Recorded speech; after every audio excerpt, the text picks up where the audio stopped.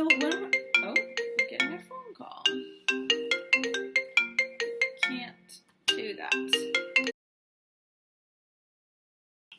Hey writers, earlier this week we focused on elaboration, and we talked about doing that by rereading and asking and researching.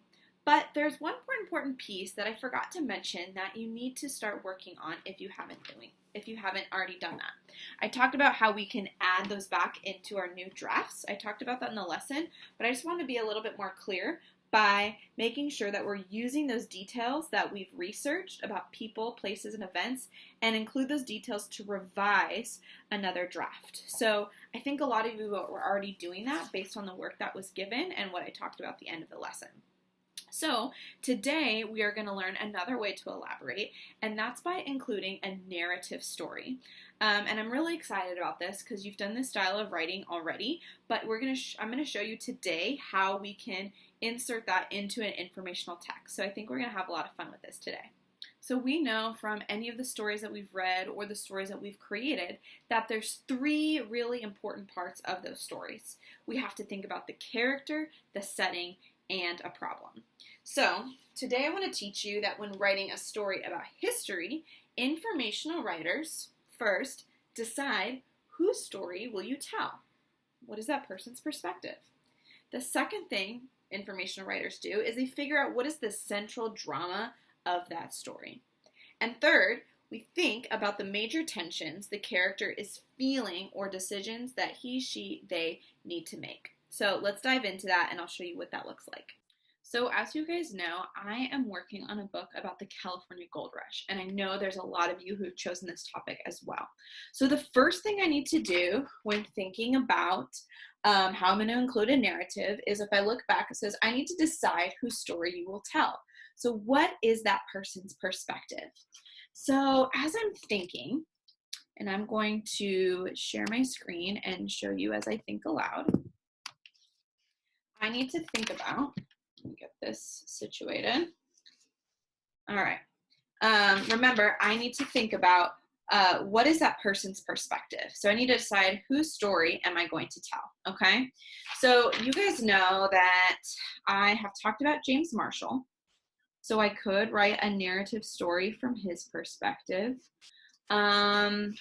I also think it could be interesting I've talked a little bit about women in the gold rush, because I think a lot of people assume that it was mostly men. So that could be interesting to write about from a woman's perspective of experiencing this historical event.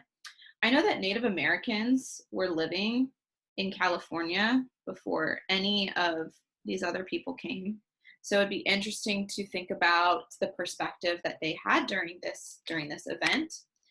And then another one I've done a little bit of research about is the Chinese immigrants. Now I know that there's immigrants from all over the world, but Chinese immigrants was the one that I found a lot of research on that I think it could be really interesting to consider. So looking at those options, I need to decide like what do I want to do? And I could write multiple narratives, but just for the sake of time and my chapter, I'm just going to focus on one narrative story. So I don't think I'm going to do James Marshall. I've written enough about him, and I think there's probably a lot of perspective stories already from his like eye or his worldview. So I want to do something different. I talked about women in the gold rush in my last lesson earlier this week in elaboration, finding those like interesting details. So as I'm looking about I think I'm going to narrow down these two because I haven't talked much about these groups of people, and I think it's really important to include multiple perspectives around a historical event. So I've actually done a lot of learning around Native Americans this year, especially from third grade, learning about all the different tribes when I taught that last year. And then we also built a lot of that within the missions this year. So I think I'm going to choose Chinese immigrants just because it's kind of a newer topic for me. And I think that would bring a really interesting and different perspective into my story. So now that I've decided whose story I'm going to tell, now I need to figure out what is the central drama of that story. So thinking about like what is the main tension or challenge that my character, and in this case, these were real people because we're talking about historical events, what was the biggest challenge that they faced? And then through that, I need to think about like what were some of the major tensions, like thinking about how did my character feel about this, and what decisions would they have to make? So I am going to share my screen and show you some resources I found on Chinese immigrants. And I'd like to mention this resource that I'm pulling from. I learned from this from an instructional coach earlier this week.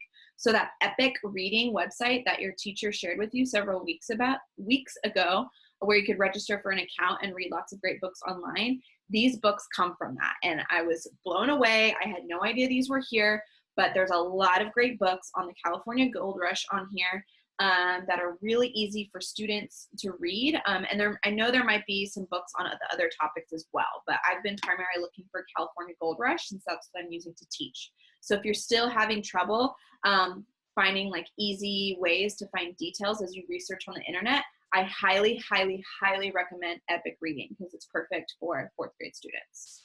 So I found this page about Chinese minors. So I'm just going to quickly pull out some things that I noticed, and I'm going to take some notes on my worksheet that might help me kind of create a narrative around the Chinese immigrants. So I noticed right away the very first sentence says that the Chinese minors made up the largest group of foreign immigrants to come to California. So that's like really important to me. I'm noticing that it says that Chinese merchants loaned many Chinese immigrants money for their travel expenses. Once they arrived in California, money was taken from the immigrants' wages until their debt was paid off. So already I'm noticing a tension that they like owed people money just to get over here to California as they traveled. And then interest rates means like they had to pay more and more as time went on. The Chinese population had exploded by the time the rush ended in the late 1850s. Okay, and then I'm noticing this box over here called the foreign miners tax. So it says one of the most glaring examples of racism in California during the gold rush was the foreign miners tax. This monthly tax, which started at $20, was imposed on any non-US miner. So that I could definitely see being part of my central drama, where Chinese immigrants were experiencing racism through this foreign miners tax. So I'm going to write that down because that seems like really important, and I could include that in my narrative. The tax was equal to more than $600 in today's currency. The tax affected Chinese immigrants the most. Many were still in debt from their journey to California that we were talking about over here. And the Chinese population was so large in California that between 1850 and 1870, Chinese contributions to the tax made up almost a quarter of the state's revenue. So that to me, like if I'm really putting myself in the perspective of a Chinese immigrant, I'm thinking about like how I might be feeling. I would feel very defeated because I owe all this money. I would feel very frustrated and angry that they're treating me this way and charging me more money just because I'm Chinese. And I'd also be really worried about, I came out to California to try to make a better life. Maybe I have a family. So I'm just really worried that I'm not going to be able to provide for them because I'm forced to pay these racist taxes. Okay, now remember we talked about some good and safe ways to research on the internet and finding credible sources. So I found this website, and it ends in .org, which was on my list for tips of researching on the internet. If they end in .org or .edu or .gov, that's a better sign of having a credible resource. And I found this whole article about Chinese immigrants in the gold rush. So I think this will really help me as I try to come up with some more details. So I've already read this, but some things I pulled out was that the first Chinese arrived in San Francisco, and they were already used to leaving China to work in other places of the world, especially after it gave a little context about the Opium Wars in China during previous to this time. So after the war, a lot of farmers and peasants were forced off their land and were looking for other places to live and dream of new possibilities for their families. So I pulled out that Chinese miners tended to live in groups and work claims, so helping me kind of picture what their living situation was like.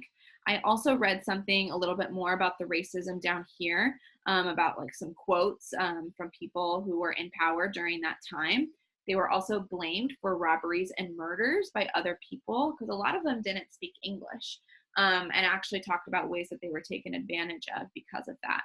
And then later on, I read something about that they were made fun of because of like the wide hats that they wore and just cultural things that people who were not Chinese were not used to. So I'm going to quickly show you. These are my notes, and this was a style of note taking that I introduced in my small groups this week to help us pull out those details of elaborating of people, places, and events. So you'll notice on my notes that I have on my bubble map, I've got details about Chinese immigrants, and then I have 3 brackets off of it, including people, place, and event. So through that reading and other research I've done previously, I wrote some details that I think will be really helpful as I now create my narrative from the perspective of a Chinese immigrant.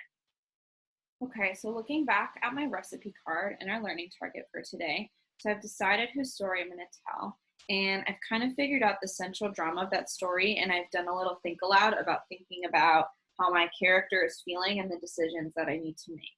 So I've just jotted some quick notes. I numbered it, so I put the 1 there and where I decided who, and then the central drama, I put a 2. So after my think aloud, I just kind of jotted some quick notes that the central drama is that I'm not treated equally. This foreign miners tax seems to be a big tension, and that I'm still paying loans to the merchants for travel.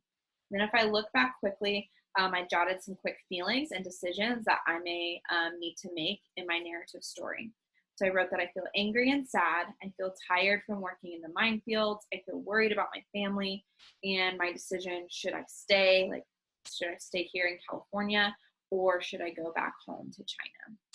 So I'm going to quickly show you, for sake of time, what my final or my draft looks like through a narrative story. So I'm going to use these notes that I charted. I showed these earlier about my people, places, and events that all give me details for my narrative from the perspective of a Chinese immigrant.